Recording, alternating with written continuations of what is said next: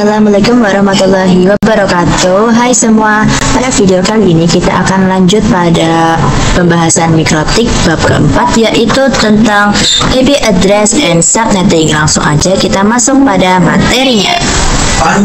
Yang pertama itu ada tentang pengenalan IP address dan subnetting. Kita masuk yang IP address dulu teman-teman.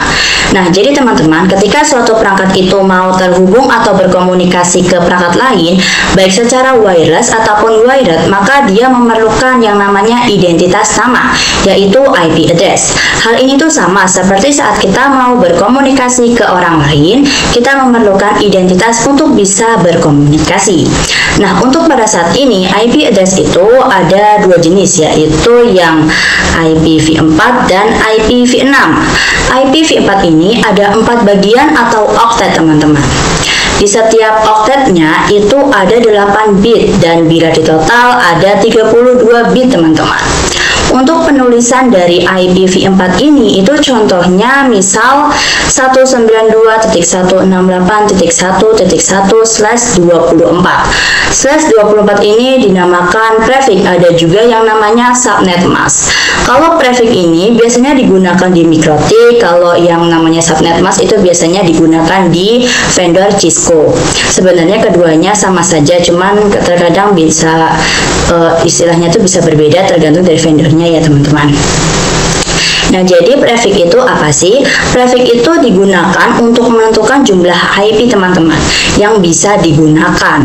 Nah, untuk prefix dan subnet mask itu termasuk pada pemateri yang subnetting. Nah, jadi subnetting itu apa sih? Subnetting itu adalah sebuah metode untuk menentukan prefix yang paling sesuai dan efisien. Nah, misalnya teman-teman, prefixnya itu /24 ya ini. /24 ini itu IP-nya jumlahnya ada 256. Nah, lalu misalnya nih ada sebuah ruangan dan ada 6 perangkat atau 6 device. Nah, lalu kira-kira prefix mana sih yang sesuai untuk perangkat ini? Di sini kan ada berbagai macam prefix teman-teman. Ada yang /24, 25, 26 sampai 32 ya yang ada di gambar ini. Nah, kalau misalnya yang contoh tadi, kalau misalnya ada 6 komputer, kalau pakai prefix yang /24 kan itu IP-nya ada 256. Itu terlalu banyak teman-teman, jadi kurang cocok ya nanti pemesan. Nah, maka dia tuh lebih cocok pakai prefix yang /29. Kenapa? Karena /29 ini itu IP-nya hanya 8. Kan nanti kalau digunakan 6 nanti kan sisanya 2, jadi tidak terlalu pemborosan. Nah, kalau pakai /30 itu malah kurang cocok teman-teman. Kenapa? Karena /30 itu IP-nya hanya 4 dan itu terlalu sedikit untuk 6 device atau 6 perangkat. Jadi teman-teman, itulah tadi pembahasan tentang IP address dan subnetting. Dan sedikit informasi, untuk di subnetting itu tidak hanya membahas tentang prefix dan subnet mask saja, namun nanti akan membahas IP network, broadcast, dan range. Kita lanjut yang materi kedua, yaitu tentang IP address private dan public. Sebenarnya ini tuh masih terkait tentang IPv4 teman-teman, karena IP private dan public itu merupakan jenis dari IPv4. Jadi IP private dan public itu apa sih? Kalau IP public itu biasanya digunakan di internet dan bisa diakses dari mana saja. Misal kalian sedang mengakses situs Facebook ataupun YouTube atau mungkin situs lainnya, maka secara tidak sadarnya kalian itu sedang mengakses IP publik dari masing-masing yang dimiliki oleh mereka. Dengan catatan kalian itu sudah terkoneksi ke internet ya. Nah, kalau IP private itu biasanya digunakan di dalam jaringan lokal dan tidak dapat diakses langsung dari internet. Ini adalah bagian penting dari konsep yang dikenal sebagai Network Address Translation atau NAT, yang memungkinkan beberapa perangkat dalam jaringan lokal menggunakan satu alamat IP publik tunggal untuk berkomunikasi dengan internet. Contoh penggunaan IP private ini biasanya ada di sekolah ataupun kantor teman-teman. Nah, beberapa perangkat itu biasanya menggunakan IP versi 4 dan dikategorikan beberapa kelas, yaitu ada 3, yaitu kelas A, B, C. Kelas A itu dari 10.0.0.0 sampai 10.255.255.255. Kalau kelas B itu dari 172.16.0.0 sampai 172.31.255.255. Kelas C dari 192.168.0.0 sampai 192.168.255.255. Sebenarnya ada kelas D sama E, namun itu tidak bisa digunakan teman-teman. Misalnya ada IP nih, misal 10.256.3.1. Itu tidak valid teman-teman. Kenapa? Karena itu sudah membatasi range-nya. Selanjutnya saya akan beri contoh nih, yang IP private. Nah, kalau IP private itu kan mengenai konsep NAT ya teman-teman. Misalnya nih, di sebuah lab sekolah itu pasti kan ada beberapa perangkat ya teman-teman, atau device. Misal tuh beberapa perangkat itu mau terkoneksi ke internet, maka dia itu harus terhubung dulu ke yang namanya switch, baik secara wireless ataupun wired, lalu terhubung ke router, lalu terhubung ke yang namanya ISP yang menyediakan pelayanan internet teman-teman. Dengan begitu, semua perangkat itu bisa terhubung dengan satu jaringan berkat terkoneksi dari si ISP ini. Kita lanjut yang materi classful and classless addressing. Nah, jadi teman-teman, IP itu kan ada IPv4 sama IPv6. Lalu IPv4 itu ada IP private dan public, di mana keduanya itu diklasifikasikan berdasarkan kelasnya nih. Di sini itu kalau IP private itu ada 3 kelas utama, yaitu kelas A, B, dan C. Yang ini ya teman-teman. Lalu kalau kita lihat tabel sebelah kiri ini adalah tabel pengklasifikasian IP. Kalau kelas A dari 0 sampai 127, B 128 sampai 191, C 192 sampai 223, D 224 sampai 239, dan E 240 sampai 255. D dan E ini tidak bisa digunakan baik untuk IP private ataupun yang IP public ya. Kalau misalnya ada IP misal 11.x.x.x itu bukan termasuk dari kelas IP private, tapi itu masih termasuk dalam kelas A. Tapi itu sudah termasuknya yang IP public. Kenapa? Karena IP public itu range-nya itu berada di luar range si IP private ini. Lalu ada juga yang namanya istilah CIDR dan subnet mask. CIDR ini sama seperti prefix, yaitu untuk menentukan jumlah IP yang bisa kita gunakan. Di sini kelas A itu subnet masknya 255.0.0.0, lalu CIDR-nya itu /8. Lalu yang B itu 255.255.0.0 dan CIDR-nya /16. Lalu yang C itu 255.255.255.0, CIDR-nya itu /24. Nah, jadi teman-teman, kalau teman-teman itu mengikuti pengalamatan kelas IP berdasarkan default kelasnya itu dinamakan classful addressing. Tapi kalau teman-teman pakai prefix sesuai kebutuhan IP atau hostnya itu dinamakan classless addressing. Nah, ini saya akan beri contoh ya. Misalnya di sebuah ruangan lab komputer sekolah itu misal ada 200 perangkat nih. Lalu dia itu pakai kelas IP private yang A yang /nya itu /8. Itu IP-nya sekitar 16 juta. Itu kurang sesuai dan kurang efisien karena terlalu banyak kan. Maka agar efisien dia pakai lebih cocok yang /24 ini yang IP-nya sekitar 256. Materi berikutnya yaitu tentang kasus subnetting. Di kasus subnetting nanti kita akan mencari prefix, subnet mask, IP network, dan IP broadcast, lalu range. Langsung aja ya. Nah, Sebelumnya saya akan sedikit menjelaskan tentang prefix dan subnet mask itu untuk menentukan jumlah IP yang bisa digunakan. Lalu IP network itu sebagai tanda alamat pada suatu jaringan LAN. IP broadcast itu untuk alamat IP yang digunakan untuk melakukan pengiriman informasi ke semua host yang ada pada jaringan LAN tersebut. Lalu range itu kayak untuk menentukan IP yang mana sih yang bisa digunakan. Nah, kita akan masuk yang kasus subnetting yang pertama. Misalnya ya, ada jaringan LAN di lab komputer sekolah yang ada 12 PC, lalu menggunakan IP private yang B yang ini. Contoh IP-nya 172.16.10.x. 10 ini itu random dan X ini yang akan kita cari. Nah, pertama kita cari yang namanya prefix.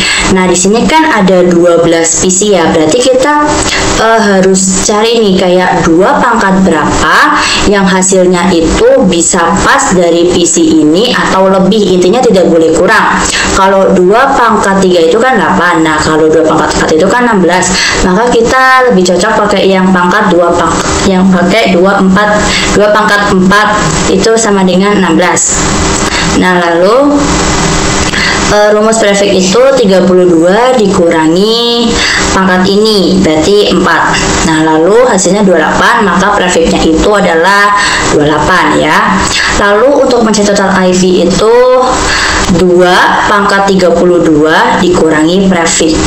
Prefixnya 28, jadi hasilnya 2 pangkat 4 itu 16. Nah, cari subnet mask itu caranya 256 dikurangi total IP yaitu 16, itu hasilnya 240. Maka subnet masknya itu 255.255.240. Lalu mencari IP network dan broadcast. Nah, kalau IP network itu IP yang depan, kalau IP broadcast itu IP yang belakang. Nah, caranya begini nih. Untuk IP network itu kita awali dari angka 0, lalu angka berikutnya itu didapatkan dari total IP yaitu 16. Lalu 32 ini didapatkan dari 16 dikali 2. Nah, lalu untuk IP broadcast ini tuh IP network dikurangi 1. Jadi 16 kurangi 1 itu 15, 32 kurangi 1 itu 31. Selanjutnya yaitu range. Nah, pertama kita masukkan IP-nya dulu nih, yaitu 172.16.10.0. Lalu tanda seperti tanda kurang ya. Lalu 172.16.10.15. Kenapa kita pakai yang ini? Karena saya itu pakai yang ini, yang IP networknya 0 sama IP broadcastnya 15. Kalau teman-teman mau pakai yang kayak yang kedua ini, itu boleh, bebas sih sebenarnya, tapi saya pakainya yang ini. Nah, lalu kalau untuk pertama ini range-nya itu tidak bisa digunakan, maka kita bisa cari lagi. Kita tulis lagi nih 172.16.10.1 tanda kurang 172.16.10.14. Kenapa sih hasilnya bisa ini? Nah, untuk satu ini itu didapatkan dari ini itu ditambah 1, lalu yang ini itu dikurangi 1, berarti hasilnya ya seperti ini teman-teman. Nah, kita lanjut yang materi kasus subnetting yang kedua ya. Kita lanjut yang kasus subnetting bagian kedua. Misal di sini itu ada 60 PC dan misal saya pakai kelas IP yang A. Nah, lalu IP-nya tuh misal 10.1.1.x. Nah, di sini kita cari prefix yaitu misal di sini saya pakai pangkat 2 pangkat 6 itu hasilnya 64. Lalu prefixnya itu 32 dikurangi 6 sama dengan 26. Nah, 6 ini didapatkan dari pangkat 2 ini ya. Nah, lalu total IP itu 2 dipangkatkan 32 dikurangkan 26 yaitu dari IP 26-nya. Lalu hasilnya itu 2 pangkat 6 hasilnya 64, jadi total IP-nya 64. Lalu untuk subnet mask itu 256 dikurangkan 64. 64 ini didapatkan dari total IP, lalu hasilnya 192. Nah, jadi subnet masknya itu 255.255.255.192. Lalu IP networknya itu diawali dari 0, lalu 64 ini didapatkan dari total IP, lalu yang 128 ini didapatkan dari 64 ditambah 64 atau 64 kali 2, lalu 192 ini juga sama. Nah, lalu IP broadcast ini didapatkan dari IP network kurangkan 1, 64 kurangi 1, 63, 128 kurang 1, 127, 192 ini masih tetap. Nah, lalu range-nya itu di sini saya pakai IP network yang 64, IP broadcast yang 127. Nah, di sini kita tulis 10.1.1.64 sampai 10.1.1.127 IP ini tidak bisa digunakan, maka kita bisa terus lagi 10.1.1.65 sampai 10.1.126 ya teman-teman. Nah, ini tuh didapatkan dari 64 tambah 1, ini didapatkan dari 127 kurangkan 1. Gitu ya teman-teman. Kita lanjut yang kasus subnetting bagian ketiga. Misal di sini ada 100 PC. Lalu misal pakai class IP yang C yang ini. Nah, lalu misal IP-nya itu 192.168.1 ya. Lalu .x. Nah, kita di sini saya pakai yang 2 pangkat 7 yang hasilnya 128 karena tidak ada 2 pangkat yang hasilnya itu 100. Jadi saya pakai yang ini yang karena paling mendekati. Nah, lalu prefixnya ini rumusnya 32 dikurangi 7 itu 25. 7 ini didapatkan dari pangkat ini ya teman-teman. Nah, lalu total IP-nya itu 2 pangkat 32 dikurangkan 25. 25 ini didapatkan dari prefix. Lalu hasilnya 2 pangkat 7 yang hasilnya 128. Subnet masknya itu 256 dikurangi 128 itu didapatkan dari total IP yang hasilnya itu 128. Itu berarti subnet masknya 255.255.255.128. Lalu IP networknya itu diawali dari 0, 128 didapatkan dari total IP, lalu 256 itu didapatkan dari 108 dikali 2. Lalu IP broadcast kita kurangkan 1 dari IP network yaitu jadi 127 dan 255. Lalu cari range-nya itu pertama kita ketik dulu tulis dulu IP-nya.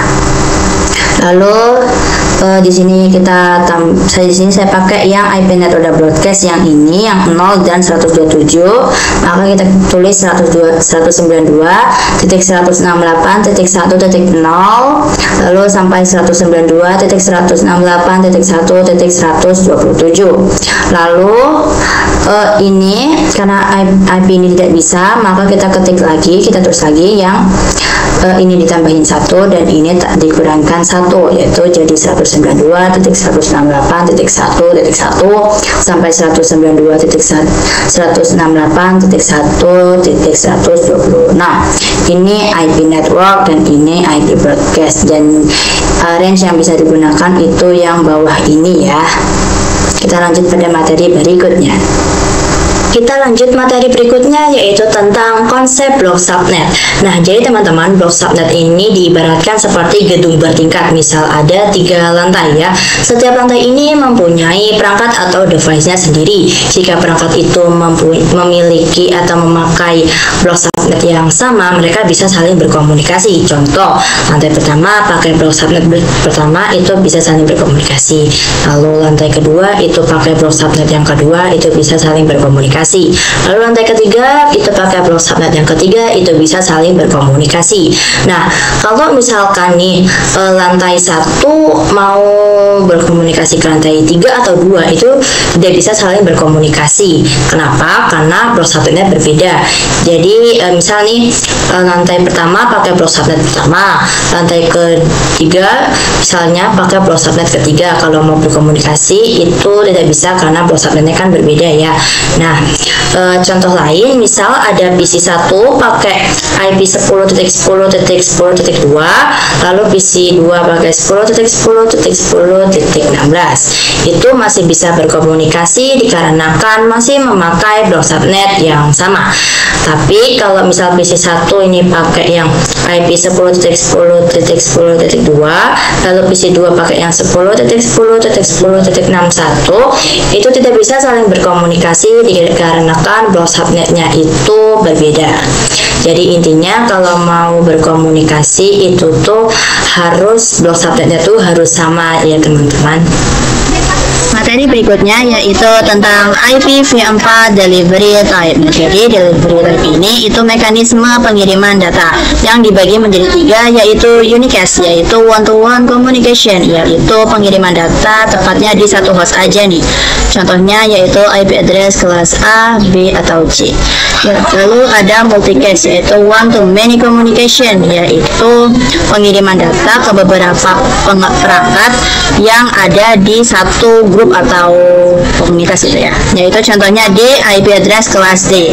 Lalu ada broadcast, yaitu one to all communication, yang mengirimkan data ke beberapa perangkat yang masih ada dalam satu jaringan. Contohnya yaitu cara kerja ARP.